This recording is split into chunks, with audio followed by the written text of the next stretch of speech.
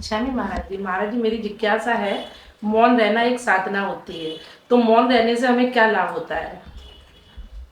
देखो, मौन को विषय में आपने पूछा है। हमें एक स्थान पर पढ़ा था, मौनम सर्वार्थ साधनम। मौन से तो सभी प्रकार के प्रयोजन की सिद्धि हो जाती है। और लोक व्यवहार में आप लोग मौन का प्रयोग नहीं करते, ऐसा बिल्कुल नहीं है। जो लोग भोजन करते हैं, जो भोजन बनाते हैं, सबको मौन की महिमा पता है। यदि नमकीन में, खरिया में, पकवान में मौन न डाला जाए तो वह दांत तोड़ सकते हैं भगवान।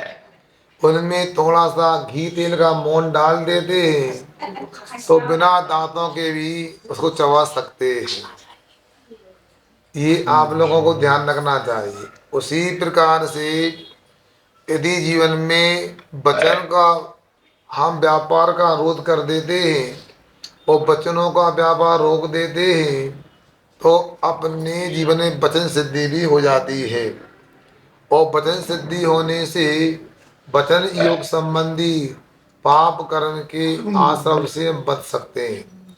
और ये भी याद रखना, तीर्थंकर दीक्षा लेते ही मौन धारण कर लेते हैं जब तक केवल ज्ञान की प्राप्ति नहीं होती है। क्योंकि उनको पता है कि जब जब बोला जाता है कहीं ना कहीं सत्य का उल्लंघन होता है, सत्य में दोष लगता है। इसलिए साधक को जितना संभव है मौन ही देना चाहिए। मौन बोलने से भी बड़ा कठिन होता है, उसमें ज़्यादा ऊर्जा की आवश्यकता होती है। एक व्यक्ति को कहा मौन रहो, नियम तो ले लिया, फिर बोलता मैं नहीं पाल सकता, बम भरती है अंदर। क्योंकि अंदर घुटन आकुलता होती है, अपने भावों की अभिव्यक्ति नहीं हो पाती है। मगर जब हम मौन नहीं रखने के भाव को यदि धारण करते हैं तो पशुओं को देखना चाहिए कि पशु गति में जो पशु होते हैं, पक्षी होते हैं, सब बोल नहीं सकते। वहाँ परवश में बोलना नहीं होता है।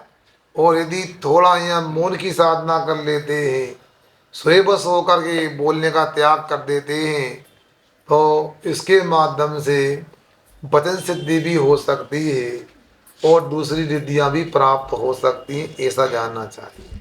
अब अपना प्रश्न रखेंगी श्रीमती शोभा रानी जी जैन, इसके बाद तैयार हैं श्रीमती उषा जी बजाज। नमस्ते महाराज, मेरा प्रश्न है कि पंचकल्याण में आदि कुमार को जो प्रथम आहार सागर के रूप में दिया, इक्षु रस का दिया जाता है, तो उस इक्षु रस का क्या करना चाहिए तो क्या नहीं करना चाहिए? अब देखो, आदि कुमार को नहीं, महामुनिराज आदि सागर जी महाराज को इक्षु रस का आहार दिया जाता है। ये तो प्रतिमा प्रतिष्ठा की एक पावन क्रिया है आहार दान की। और वहाँ जो आहार दान देते नीचे पनाद वगैरह में आ जाता है, उसको तो यही मान लेना चाहिए पवित्र जल गंधोदक है एक तरीके से। तो उसके लिए पीना तो उचित नहीं है, मैं समझता हूँ। बतना अवश्य उसे कहीं ऐसे स्थान पर जहाँ पैर नहीं पड़े ऐसा अपने करना चाहिए। क्या आखिर कहीं ना कहीं तो उसका उपयोग करना ही होगा। दूसरी बात, अभिषेक सामान्य से भी करते हैं जल का, तो अपने को इतना अधिक जल का उपयोग नहीं करना चाहिए कि उसका बाद में सम्मान नहीं कर पाए, अपमान हो जाए। तो यहाँ पर भी थोड़ा विवेक से काम करना चाहिए, कैसे क्या कर रहे हैं। मगर कभी कभी क्या होता, आप लोग भी आहार में बड़ी जिद करते हैं, हम तो यही देंगे। अरे जल भी तो दे सकते हैं आहार में, जल को आहार नहीं मानते क्या? अरे आहार में जल नहीं चलेगा तो गन्ने का रस भी अपच कर सकता है, पचेगा नहीं वो। रस को पचाने को भी जल की आवश्यकता होती है। इसलिए अब इसको हम क्या बताएं कि आपके विवेक की ये बात है, कहाँ कैसे करना है वो आप समझ लें। अभी कोई शास्त्र में तो लिखा नहीं है कि क्या करना चाहिए। बाकी यदि आपको विकल्प है तो प्रतिष्ठाचारी से बातें पूछ लेना चाहिए। अब अपना प्रश्न रखेंगी श्रीमती उषा जी बजाज, इसके बाद तैयार है श्री मनीष जी जैन। नमस्ते महाराज जी, इच्छा महाराज। महाराज जी, आज आपने सुबह सब लोगों के बीच में कहा था, गधा शब्द का उपयोग किया था। तो गधा को वैसे तो हम लोग मतलब कोई बोल दे तो बुरा मान जाएंगे, लेकिन आचार्य श्री ने मूक माटी में बहुत अच्छे से उसका विश्लेषण किया। मतलब गधे को बहुत ज्यादा उपयोगी पशु बताया है, और गधा नहीं गदहा बोला है उन्होंने। तो उसकी मतलब महिमा को तो अपन भूल जाते हैं, और कोई गधा कहते तो बुरा मान जाते हैं, ऐसा क्यों? देखो बहन जी, हमने आपको जैन नीति को लेकर चर्चा की थी। अमृतचंद आचार्य महाराज ने वहाँ पर द्विचरम माने सेकंड लास्ट श्लोक में जैन नीति को लेकर कहा था। तो जैन नीति यही होती है कि स्यादवाद के माध्यम से चर्चा की जाए, किसी अपेक्षा से कथन करना स्यादवाद होता है। स्याद आने किसी अपेक्षा से बाद आने कथन होता है, ये अपने को जानना चाहिए। अब वहाँ ये कहा जा रहा है अपेक्षा लगा कर के चले। यदि आपने कहा आचार्य ने मूक माटी में गधा को बहुत ऊंचा उठाया है, तो वो भी अपेक्षा ही तो है ना। और जो व्यक्ति गधा को अपशब्द के रूप में, गाली के रूप में यदि मानता है, वो भी एक अपेक्षा है। गधा में दूसरे पशुओं की तरह वैसी बुद्धि नहीं होती जैसी दूसरे पशुओं में होती है, इसलिए गधा को जगन प्राणी के रूप में मान दे। मगर गधा ऐसा नहीं है, भाई मालिक का काम करता है, बोझा ढोता है, उसमें सैनी पंचेंद्रिय अवस्था है, वो भी कल्याण कर सकता है। जिसको गधा कह रहे हैं वो वृत्तों को धारण करके पंचम गुणस्थान बढ़ती हो सकता है। ऐसा ये फिर भी लोक व्यवहार में उसकी बुद्धि की अपेक्षा से उसको जगन प्राणी माना जाता है। इसी कुत्ता होता है। अब कुत्ता के बारे में कोई पूछो, अब कुत्ते यदि कुत्ता कह दे तो कैसा लगता है? कुत्ता कुत्ती कह दे तो बुरा लगता है, गाली होती है। मगर कुत्ता भी रमो काल मंत्र सुन करके देव बन जाता है, सुना है ना। इसलिए रमो काल मंत्र के मतलब कुत्ता देव बन जाता है, तो हमसे पूजनीय सम्मान नहीं हो गया। तो वहाँ पर जैन नीति अर्थात स्यादवाद की चर्चा की जा रही थी, इसलिए हमने उस प्रसंग में आपसे कहा था अपेक्षा लगा सकते हैं, अपेक्षा लगाना कोई बुरी बात नहीं। अब गधा किसी ने कह दिया तो उसमें बुरा इसलिए भी नहीं मानना चाहिए। चलो भैया, इसने गधा का मतलब मैं सैनी हूँ, मन सहित माना मेरे लिए, मैं पंचेंद्रिय हूँ, क्या बात है। यदि पंचेंद्रिय हूँ तो मेरी जाति का गधा भी है, हम गधे की जाति के नहीं है क्या? बताओ, बोलो कौन जाति के हो तुम? हैं बोलो, गधा की जाति के नहीं है क्यों? 5 जातियां होती, 1 इंद्री, 2 इंद्री, 3 इंद्री, 4 इंद्री, 5 इंद्री होती। कौन जाति के हो बताओ?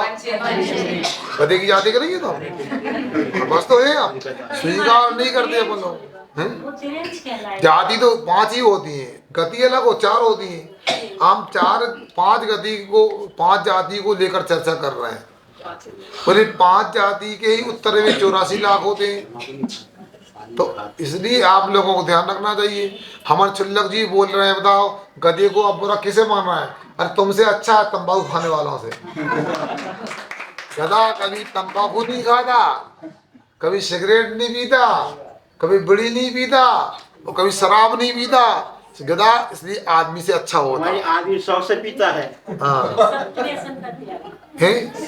हाँ, त्यागी हो गया, पसंद का होता। इसलिए आगे निवेदन है पूज्य छुल्लक श्री सुबीर सागर जी महाराज के चरणों में कि वे अपने प्रश्न के माध्यम से हमें अमृत समाधान का पान करा। ये सोम चक्र 3 नंबर अपमान से नरक गया, और आज पुस्तक है कुछ भी है, सब लिखा है हर चीज।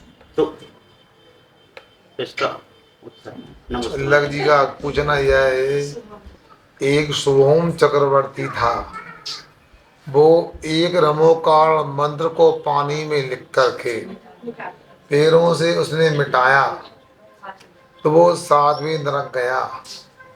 तो ये बताओ, आज तो लोग पूरी जिनमानी का ही अभिनय कर देते हैं, जिनमानी को ही रद्दी में बेच देते हैं। हमारा कटनी में वर्षा काल हुआ, इसके पहले भी जाना हुआ हमारा कटनी। तो कटनी में हमने सुना कि भाई बोर्डिंग है, वो बोर्डिंग में सफाई हो रही थी, तो लोगों ने शास्त्रों को बोरियों में भर के रख दिया। एक बोरी में लोगों ने, विवेकहीन लोगों ने, सठखंडागम ग्रंथ को भी रख दिया, धबला की पुस्तकों को। और किसी नौकर चाकर ने, जो चोरी का भाव था, उसको रद्दी वाले को बेच दिया। पुण्य योग से वो पुस्तक जमी थी, उसको पता नहीं था रद्दी वाले क्या वो लोगों को बेचने के मूड से जमा के रख दी। किसी ने जिन ने देख लिया कि क्यों रद्दी में बिकने आई है। तो हम ऐसे बहुत सारी गलती करते हैं, नहीं करना चाहिए। हमारा खनिया दाना में खनिया दाना में हमारा चतुर्मास हुआ और अचानक वर्षा काल में एक शिकायत आई कि उस मोहल्ले में नाले में कीचड़ में 2 बोरी भर के शास्त्र पड़े थे। उसमें कई ऐसे शास्त्र जिनमें आगम आचार्य योग पंडित ग्रंथ थे। फिर पता नहीं लगा किसने फेंके और वहां पर 2 प्रकार के मानने वाले लोग हैं। तो उनको लगा कि इनने फेंके। योग से एक पुस्तक में नाम लिखा था तो पता लग गया कि इनके द्वारा फेंके गए। तो पता पूछा कि उनसे कहा ऐसा क्यों किया? आप हमें जानते महाराज जी से प्रायश्चित लेके आओ, आपने गलती की। हमने पूछा क्या बात है? इतना तो पक्का है जैन व्यक्ति ऐसा तो नहीं कर सकता है। फिर उन्होंने बताया हमारे यहाँ पुताई हो रही थी, सफाई हो रही थी, हमने थोड़ा सा अब रख दिया था बोरी में रख करके और फिर कचरे वाले को बोले कि सफाई का ध्यान रहा नहीं कि ये कचरा भरा है, फेंक गया तो पूरा फेंक आया हो। इसलिए अपने को ध्यान रखना चाहिए। घरों में जलमाणी रखते हैं, मना नहीं, उनका भी वैसा ही सम्मान होना चाहिए जैसा भगवान का होता गृह चैत्यालय में होता है। उनको कभी शौचालय के पास में नहीं रखना चाहिए, उनको सही स्थान पर रखना चाहिए। एक जगह आहार करने गया मैं, बंडा नाम का नगर था, वहाँ एक चौके में हमने सामने नज़र पड़ जाती नज़र, तो आधे बरनी होती ना कागज कांच की, आधी बरनी में दाल चूड़ा भरा था और ऊपर दाल चूड़ा के ऊपर उसी बरनी में एक शास्त्र रखा था, दिनचर्या नाम की गुटखा रखा था। ये बहुत सारी गलती करते हैं, जैसे महान पाप कर्म का आश्रम बंद होता है। और देखो यदि मान लो नरक आयु का आश्रम बंद हो या ना हो, मगर जिनमाणी की असाधना करने से अपमान महान पाप कर्म का बंद होता है, दर्शन मोहिनी कर्म का भी बंद होता है, मिथ्यात्व का बंद भी होता है और साथ में जाना बढ़नी कर्म का भी बंद होता है। एक ग्वाले ने यदि शास्त्र भेंट किया तो वो कुंद बन सकता है। तो एक शास्त्र का अपमान करने से हम मूर्ख भी बन सकते हैं, पागल भी हो सकते हैं। जिनवाणी का हमेशा ध्यान रखना चाहिए, जिनवाणी का सम्मान करना हमेशा हर व्यक्ति कर्तव्य होना चाहिए। आए क्या अभी पर आए आजकल एक चलन हो गया रमो कौड़ मतलब बैंक। मैं कहता हूँ रमो कौड़ मत जाप करो, पाठ करो, लिखना क्यों? तो क्या होगा? शास्त्र तो पढ़ नहीं रहे, रमो कौड़ मंत्र का क्या उपयोग होगा? अंत में गलाएंगे। कई जगह कुछ लोगों ने, समझदार लोगों ने प्रयास किया है कि रद्दी में न बिके, कूड़े में कचरा न बिके, तो जिनवाणी के पन्ने फट जाते हैं, उनको गलवा कर पुनः उनको शास्त्र के रूप में कागज तैयार करवा लिए जाए। उनका विचार है, हम कुछ नहीं बोलते इसके बारे में। गलाना तो होगा मगर अभिप्रा अपमान करने का नहीं। वहाँ चक्रवर्ती का अभिप्राय जो था वो ठीक नहीं था, इतना जानना था। नमो शिवाय। जैसे कई आदमी पूछते हैं, आदमी कुत्ता को पालते को 10 बार नहलाते हैं और आज बच्चे को जन्म उसको चांटा मिलता, ऐसा क्यों? देखो ऐसा रहता छिल्लक जी, देखो कलयुग की बात रहती है कि लोग वाकई में कुत्ते को अपनी गोदी में खिलाते हैं, बच्चे को नौकरानी को दे देते हैं, नौकर को दे देते हैं। ये कलयुग की बात है। यथार्थ में व्यक्ति को पहले अपने परिवार के बच्चों को लालन पालन करना चाहिए। तो कुत्ते आदि तो क्या हिंसक पशु होते हैं, इनको कितने भी अच्छे से रखा जाए ये मांसाहार से दूर नहीं हो सकते। इसलिए मांसाहारी पशुओं को पालना ही उचित नहीं है। बाकी किसी भी प्रकार से कौन पालता क्या है हम कह नहीं सकते। इतना अवश्य है कि अपने को बच्चों का भी ख्याल रखना चाहिए और पशुओं का भी ख्याल रखना चाहिए। हम तो वसुधैव कुटुंबकम की भावना रखते हैं, सभी को सुख मिले, किसी को दुख ना हो, ऐसे भाव को रख करके अपना जीवन यापन करना चाहिए। अब अपना प्रश्न रखेंगे श्रीमती सुप्रिया जी जैन, इसके बाद तैयार हैं श्री संतोष जी जैन। नमस्ते महाराज जी। महाराज जी, बाल काटना और नाखून काटने में कितने घंटे की सूतक लगती है? बाल नाखून काटने की क्या उनकी सूतक होती है? इतना अवश्य है कि थोड़ा सा ये ठीक नहीं होता। नाखून जो होता महामल की कोटि में आता है, बाल अल्पमल में आता है, आहार वगैरह में आता है। बाल निकला मुनिराज के तो अंतराय करते प्रायश्चित नहीं होता। नाखून एक हड्डी का रूप होता महामल, उसका प्रायश्चित भी लेना पड़ता है तायो। इसलिए इतना हम कहेंगे आपसे कि बार बार प्रश्न हमारे पास आता है तो मैं कहता हूँ ये क्यों विकल्प करते हो? अरे अभिषेक कर लो, पूजन कर लो, शाम को बाल नाखून का काम कर लो। कोई जरूर सुबह से करना है क्या? ये सामान्य लोग करते रहते हैं। अभिषेक पूजन करना है तो आराम से भोजन पानी करने के बाद शाम को ये काम कर लो, अभिषेक पूजन के बाद काम कर लो। मगर लोग बार बार पूछते हैं, सीधा सा रास्ता रहता है। फिर भी हम तो इतना मानते हैं तत्काल तो अभिषेक पूजन करना ठीक नहीं, कुछ घंटे तो गुजर जाना चाहिए। सामान्य से लोग 6 घंटे की बात करते हैं, ठीक है, आपको अनुकूल लगे वैसा काम करना चाहिए, ठीक। हाँ, हमारे बाल और नाखून का पूछते तो हैं लेकिन मानते नहीं हैं, इसलिए जानते सब अपने हैं। को पूछना भी अच्छा है, मानना भी अच्छा है। वो आजकल तो ब्यूटी पार्लर का काम भी जिन समाज में होता है, उनकी कितनी सूतक लगेगी बताओ। आप लोगों के यहाँ तो क्या स्थिति बन गई है, ऐसा लग रहा पैसा ही सब कुछ हो गया है। अरे पैसा कमाने को बिल्कुल मना नहीं की शराबक के लिए, मगर आपको कौन सा व्यापार करना है, क्या करना है, इसके माध्यम से आप लोग ध्यान रखो। इसलिए आपसे हमारा कहना है कि कुछ क्रियाओं की बात, व्यवहार की बातें होती हैं, जनपद सत्य को भी देखकर लोक में क्या प्रचलित होता है वैसा करना चाहिए। इसलिए पहले अभिषेक पूजन कर लो, आहार दान कर लो, बाद में काम कर लो। अब अपना प्रश्न रखेंगे श्री संतोष जी जैन, इसके बाद तैयार हैं श्री मनीष जी जैन। नमस्ते महाराज जी, क्षण महाराज जी, क्षण महाराज जी। मैंने सुना है कि जैसे कि झाड़ पेड़ों में ज्ञान होता है, वायु में ज्ञान होता है, अग्नि में भी ज्ञान होता है, वो कुछ मैंने ज़्यादा सुन नहीं पाया। धरती में भी ज्ञान होता है, तो उसका किस प्रकार है? देखो ऐसा आपको बताएं, जो हमारे मध्य ज्ञान का विषय बन जाए, श्रुति ज्ञान का विषय बन जाए, उसको तो स्वीकार करना ही चाहिए। और जो ज्ञान का विषय नहीं बने उसको भी जिनवाणी में लिखा है, इसलिए श्रद्धान कर लेना चाहिए। अब एक इंद्रिय में ज्ञान होता है, निश्चित है हमारा जीव मात्र जानने देखने वाला होता है। और दूसरी बात यह है, एक इंद्रिय में पृथ्वी का हो, वनस्पति का हो, अग्नि का हो, वायु का हो, जल का हो, कुछ भी हो, ये अपने आप इनमें भी संवेदन होता है।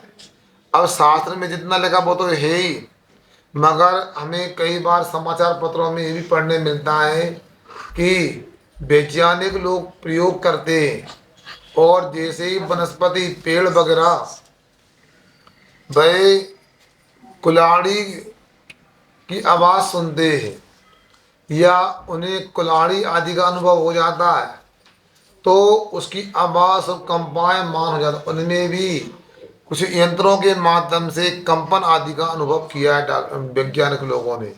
इससे सिद्ध होता है उनमें भी ज्ञान होता है, और इसको मानना ही चाहिए। 1911 के पहले वनस्पति में जीव नहीं मानते थे, मगर जगदीश चंद्र बसु नाम के वैज्ञानिक ने सिद्ध कर दिया कोलकाता विश्वविद्यालय में वनस्पति में भी जीव होता है। बाद में वैज्ञानिक पृथ्वी में भी जीव स्वीकार करते हैं। 1 मिलीमीटर मिट्टी में 5 लाख जीव होते हैं, और जल में भी जीव आपको पता है असंख्यात जीव होते हैं।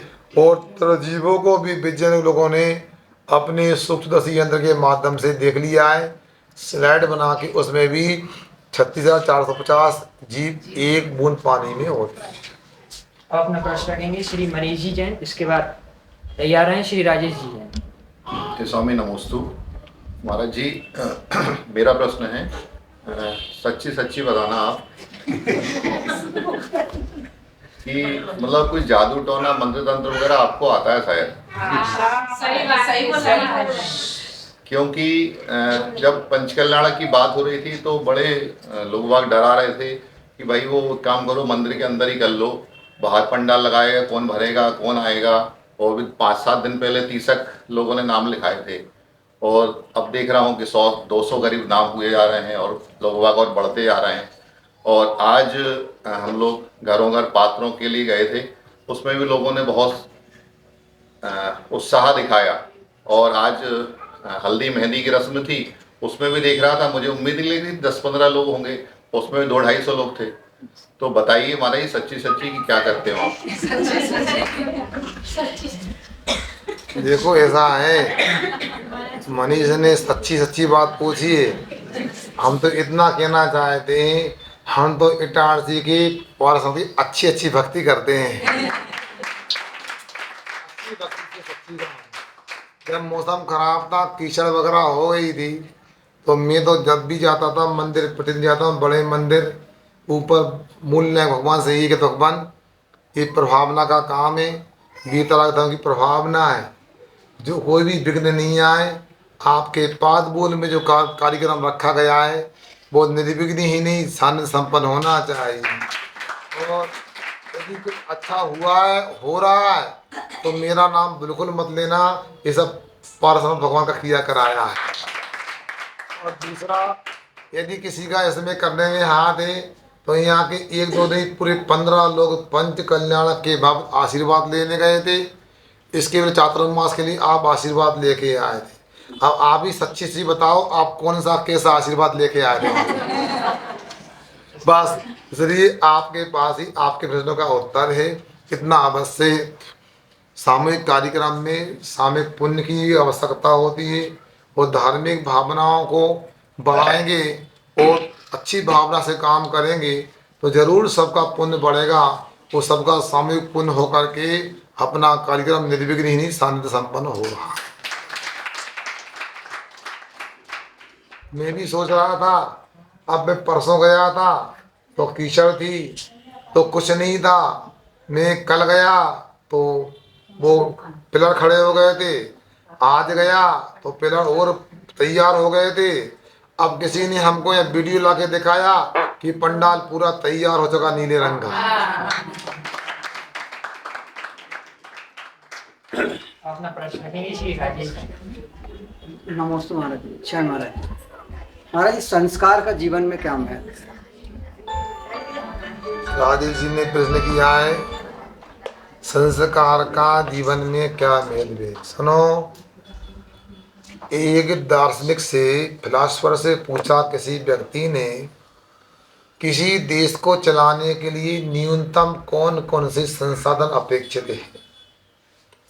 उस दार्शनिक ने कहा, किसी भी देश को चलाने के लिए, सुचारू चलाने के लिए न्यूनतम 3 संसाधन होना चाहिए। कौन से? अनाज, सैनिक और संस्कार।